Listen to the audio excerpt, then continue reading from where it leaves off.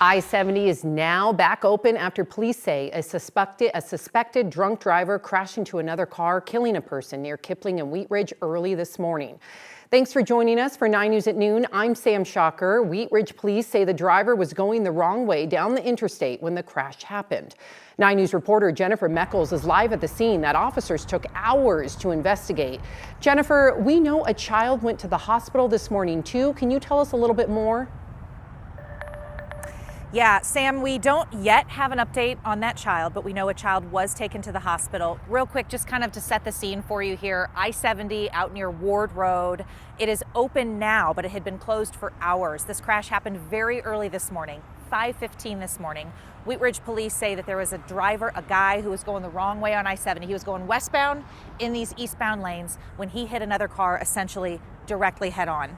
The suspect survived that crash. Police tell us he did get checked out at the hospital. Then they arrested him on suspicion of DUI. The victim car had 2 people inside, an adult woman. She died here on the scene, and that child. Police described the age of the child as a toddler. The toddler went to the hospital, is expected to survive, but we do not know an update on their condition at this hour. Investigators had to shut down the eastbound lanes of I-70. It was a very large debris field with a lot of pieces of metal and glass scattered throughout this area. They finally reopened the highway around 11 a.m. today and towed away those vehicles. We do not know, Sam, the identities of anybody involved, the victims or the suspect in the situation. We also don't know the circumstances of why this person was suspected of DUI, how long he was on the road, where he was coming from, anything of that nature. Police just said they believe it was a DUI situation, and certainly if there are charges filed, we'll update you on both 9 News on air as well as 9news.com. But again, I-70 eastbound, everything open back at this hour today in this really heartbreaking, preventable, frankly, right, DUI potentially related crash out here that turned fatal. Sam? Yeah, preventable indeed, and a lot of unanswered questions. We know that Jennifer Meckles is there. She will continue to investigate, and we will continue to bring additional information to 9 News and 9news.com. Jennifer Meckles, thank you. A now former Broncos coach accused of punching a Denver police officer in the face won't get the chance to enter a diversion program that would have let him avoid a felony conviction and jail time. Michael Wilhoit hoped to qualify for the program, but it required the consent of the officer he's accused of injuring on February 23rd at DIA. Today, our 9 News Investigates team learned that officer doesn't want the deal, and as a result, Wilhoit's criminal case will proceed, beginning with his next court appearance on May 6th. A North High School track and field coach faces serious accusations and was taken into custody yesterday. According to an arrest affidavit, Yushi Kirkland is accused of honking at another car in the school's parking lot, then flashing a black handgun at them. That gun turned out to be fake, according to police. Kirkland still faces a felony menacing charge. A letter that went home to parents says the coach will be on leave throughout the legal process. Well, this is a live look over the metro. It's looking pretty calm, pretty picture perfect out there, but the winds are going to be sweeping back in tomorrow. Joining me now, Keely Chalmers with our 9 News Weather Impact team. Keely, everybody should be outside today, right? Get it in. It's absolutely gorgeous. We've got sunshine, temperatures climbing into the upper 60s, close to 70 degrees here in the metro area. Certainly going to see some 70s across the plains. Or 58 degrees at DIA right now. The winds, not an issue yet. Those winds, though, certainly going to be picking up tomorrow. We do have a weather impact alert for tomorrow due to the strong winds, and we have a strong storm moving in, bringing snow to the high country and a rain-snow mix across the plains. 69 degrees, a forecast high for today. Mostly sunny skies. We do have high fire danger out to the east. We'll talk about that in just a second, but yeah, look at those temperatures, 60s and 70s across the plains.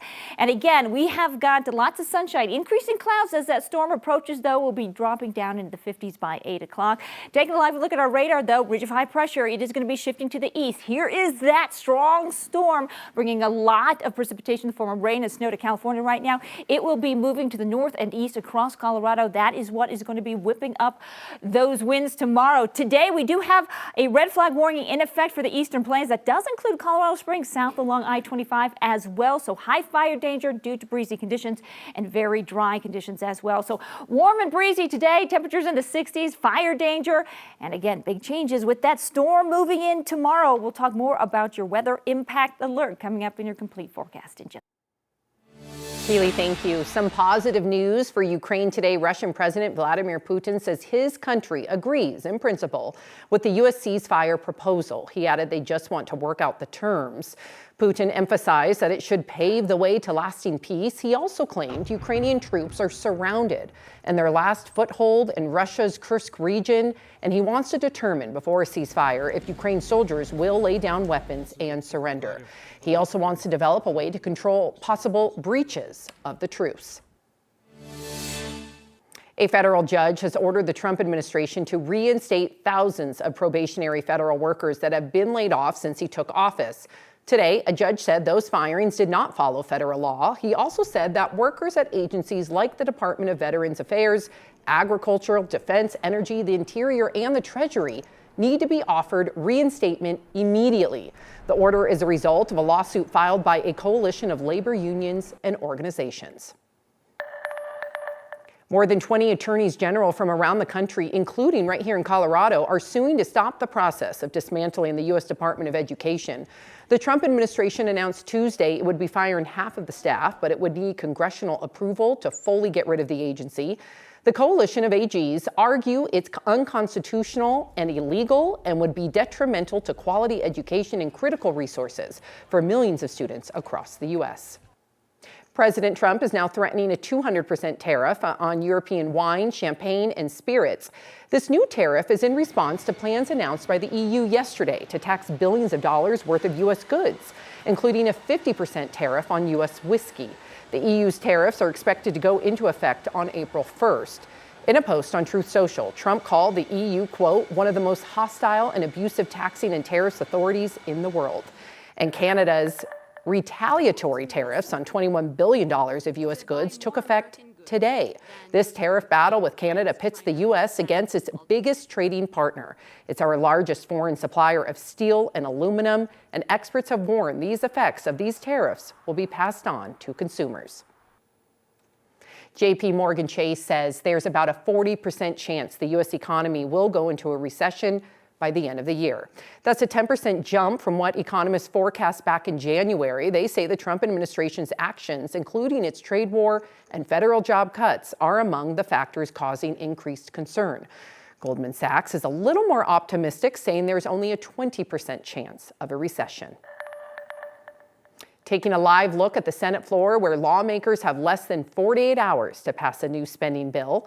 Republican Senate Majority Leader John Thune is setting up a vote on the plan, but Democrats are holding out for concessions aimed at reining in DOJ's spending cuts. Democratic leader Chuck Schumer says his party has enough votes to block it, but Democrats don't want a shutdown either. Now, on the flip side, Republicans are refusing to support Democrats' stopgap plan that would fund the government for another month to allow time for bipartisan negotiations.